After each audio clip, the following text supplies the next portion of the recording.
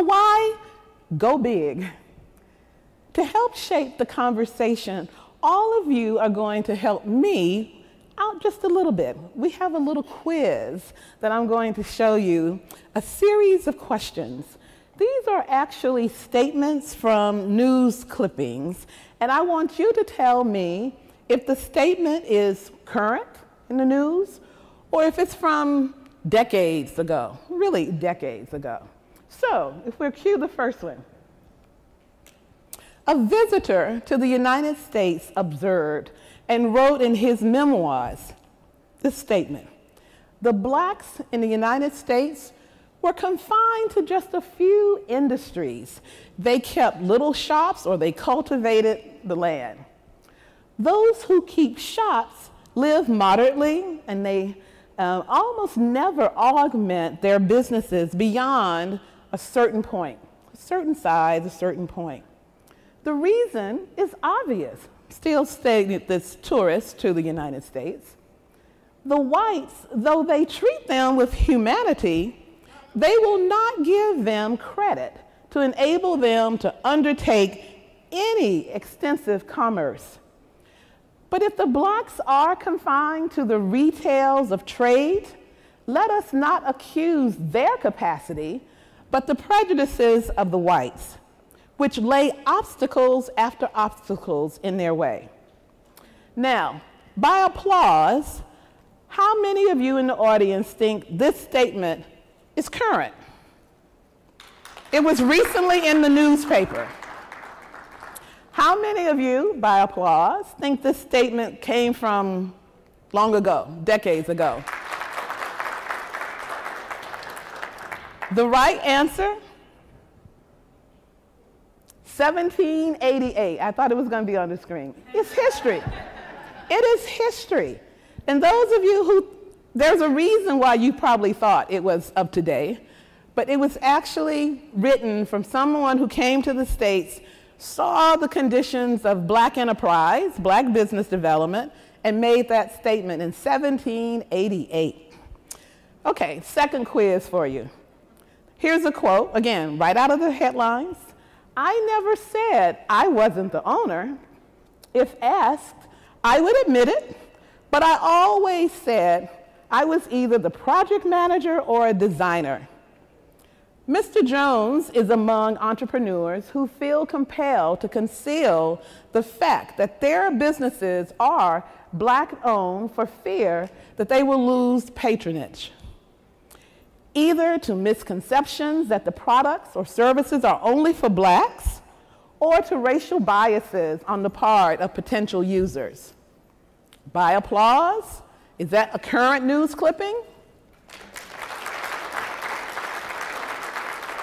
By applause, who thinks that's a past, that's a historic clipping? Nobody. You're so smart. But it's sadly that it is out of this April 2018. It was in the Chicago newspaper, April 2018, that black business owners still feel like they have to conceal that they own their own businesses. Okay, third one. I got denied a lot of loans through traditional lending. I think a lot of it was because of my race. They made it hard. The conversations were confusing, and at first, I thought it was just the way they do business. But after a while, I figured out that they were trying to confuse me. I'd send paperwork, and it would get lost. It gets misplaced again. They aren't mean. They're nice and courteous. So they dress it up. Because of who you are, there are barriers. Being an African-American woman, I can't tell you how I know that I face discrimination, so I pray or just find serenity. By applause, how many people think this is current? By applause, how many of you think this is historic? This happened decades ago. And the answer is July 2017. July 2017. Okay, last one, I think. Oh. Jerry's father moved his family to Detroit from Georgia because he faced hostility and potential violence from local whites when his food distribution business proved too successful. His dad established the first grocery store in the black working class neighborhoods of Detroit, right where we are today, which soon also became very highly successful. All the while, he encouraged his children to be industrious and establish their own business ventures. Headlines by applause. Is this current? Nobody? How many of you think this was decades ago? This is actually about Berry Gordy Jr., the famous music mogul from a book on black entrepreneurs during the Jim Crow era. So it's one last one, I think. I think we have one more? Okay. It's been proven repeatedly that Americans generally would prefer to buy from a white vendor than a black one. In a recent study where different races were shown trying to sell an iPod on sites such as Craigslist and eBay, black sellers got 13% fewer responses to their ads than white sellers overall. And when they did get responses, they got 17% fewer offers to actually buy. And even those offers were 2 to 4% lower than the average offer made to a white seller for the same product. The person goes on to say, I think about my friend's grandmother, a beautiful, feisty black woman who refused to be seen by black doctors. She thought that white doctors were better trained, better qualified, simply better. Do we, black folks in the room, do we have an unconscious bias against our own? By applause, how many people think this statement is current? This feeling, this statement is current. Okay, you know what's next also. Who thinks this is from the past? This is historic. Well, the answer is Bryant Randy wrote Blackout, Why Don't Black People Support Black Businesses in 2017. The point of all this is just to put out we think we are making progress, and we have, but that tells us we have a lot of work to do. It speaks for me to the urgency of why we need to go big, why we needed to have this town hall, why we need to have this focus on going big and helping to develop black businesses throughout the country. Not only do we have to go big, but again, we have to be intentional and we have to make this of urgency.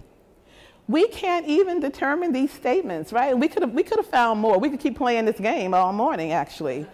The truth is we're still having to deal with the same issues over and over and over again.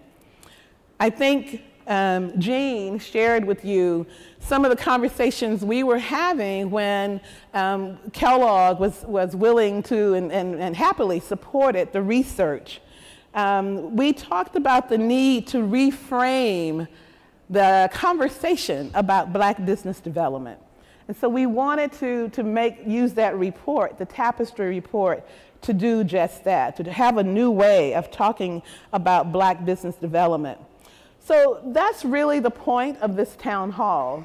We want to meet the urgency to support the development of black-owned business. And AEO, of course, is going to do what we can to keep that intentionality and that urgency top of mind. And we're inviting all of you, of course, to join us. In fact, I have the privilege to announce today that because of the support of the WK Kellogg Foundation and WK Kellogg Foundation and the JP Morgan Chase Foundation, we can announce the start of the Tapestry project.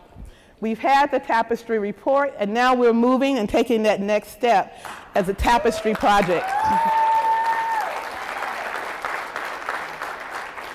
The Tapestry project, in part, will be an innovation hub, and it's designed to provide an infrastructure that's really committed to moving Black business forward. The Tapestry project picks up where the report actually left off. Similar to how the report maps out the diversity of Black-owned businesses, the project, the Tapestry project, will represent the tapestry of initiatives and innovations that's taking place across the country with the shared goals of achieving and advancing Black businesses. AEO believes there's great merit to have a platform to accelerate impact and ongoing development. The Tapestry project will provide a broad suite of products, partners, insight, and innovation that will be made available to anyone who wants to be a part of this Tapestry initiative. It is not a project that we will say, oh, we're going to pick 2 or 3 people, or we want just a network to be part of this. The products, services, everything out of the project will be open, and you will be invited to participate with us in any way, in all kinds of ways that we can. In honor of Juneteenth, how many of you know what Juneteenth is, right? In honor of Juneteenth, on June 19th this year, AEO will issue a call for participation. We'll all select probably 5 cities or so to advance the specific work to address the interlinkage of this wealth gap, credit capital gap, and trust gap. We think this interlinkage is something that we have to work on in terms of finding new approaches and new solutions. Many of you, most of you, a lot of you have provided capital, and capital is needed. It's just not sufficient, right? We know we have to do something more. We've put capital at it. And investors in the room, I'm not saying take your money back. We want more capital. We still need more capital. But capital is not sufficient by itself. We have to do more. We have to find some new models to really address this interlinkage of these 3 gaps to really move things forward. So stay tuned on that announcement. We'll have more to tell you. Again, the announcement will officially be made on June 19th, but we will start talking about it and get more information. So again, stay tuned. I know I need to close, but again, before I do that, I really want to talk one more time about the urgency of what this work is. So I think you all know, I heard the applause from the back, that many of you have read the report, the Tapestry report, and in that report it talks about, and I'm sure this audience knows it anyway, that 96% of all Black-owned businesses are sole proprietors. 96% sole proprietors, 4% worker-owned companies. And so, see, that's not actually, for those of you, you know I'm reading the teleprompter, that's not in the teleprompter. And so my colleague Ingrid was just nodding her head. She's our research director. Stand up, Ingrid. I saw you. You were nodding your head that my numbers were right. Thank you. And so the 96% are sole proprietors, 4% are worker-owned firms. So right now, what that looks like, 2.58 million businesses, Black-owned, generating $205 billion in revenue, with 81% sole proprietors, and again, 2.58 million now is representing what we have now.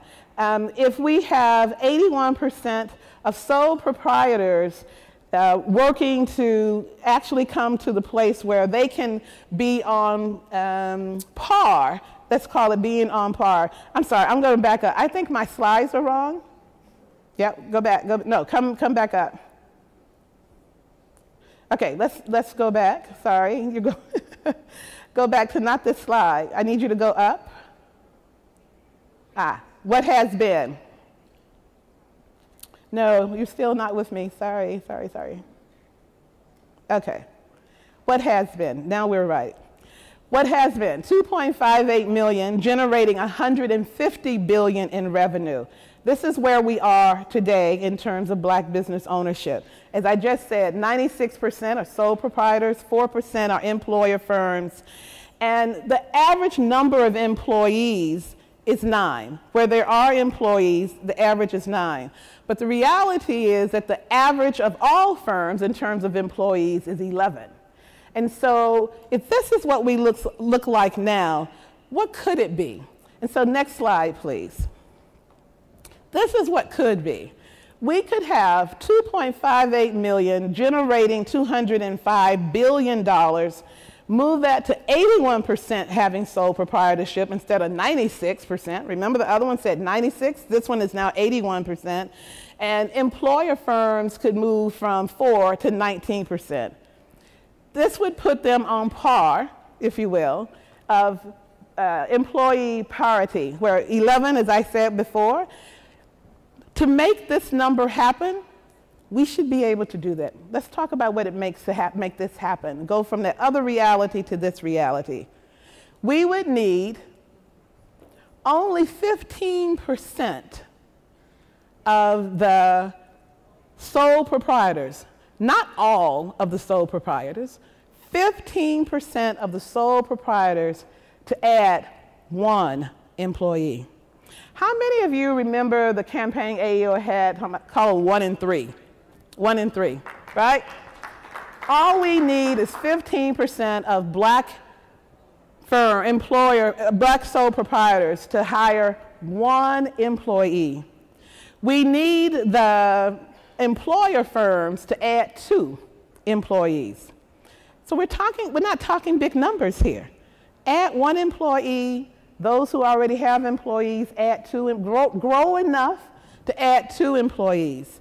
That would generate 600,000 additional new jobs. And we know from all kind of research, not just ours, we know that when black businesses hire, they are more likely to hire blacks. And so think about what that would mean, what that we could do with that. That is taking us then, could we have the next slide with the numbers? That is taking us to, again, go back, sorry. That is taking us to 3.72 million jobs. I don't think this is the right slide. Yeah. So that's taking us to the numbers we just talked about. Yep, right there. Again, just adding 600,000 new jobs. And all the jobs added to what we have currently, we would create 4.16 million. All right? Again, do the modeling. How many in this room think we can do that? Just think about all the people who've been in this conference. We've had over 600 people registered at this conference. If we all work, this is doable, folks. But is it sufficient? Is it enough? I would say no. I would still say no. And that takes us to this last third slide. This is what we're talking about when we say go big.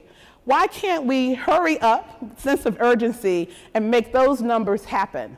The numbers we just talked about. Add 1 job, add 2 jobs, boom. We got almost full black employment in our country.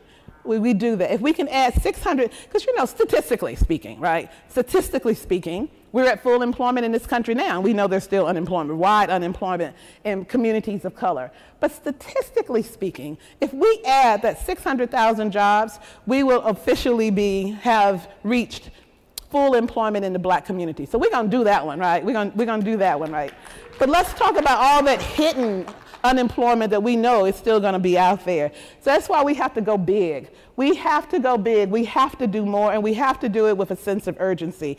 That's why we're doing the Tapestry project, to make sure that we all get to work on making these numbers reality.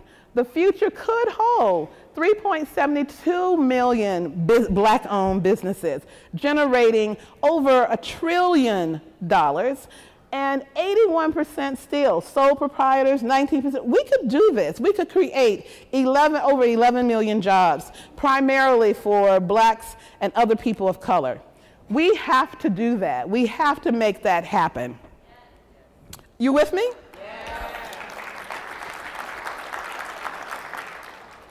So, in closing, when we think about the Tapestry project, not just the report, but the project, I want to share a proverb that many of you know anyway, as an old African proverb. If you want to go fast, go what? go alone. If you want to go far, go together. Let's do this together. Let's make this a collective effort. We're going to go big with Black business development. Thank you.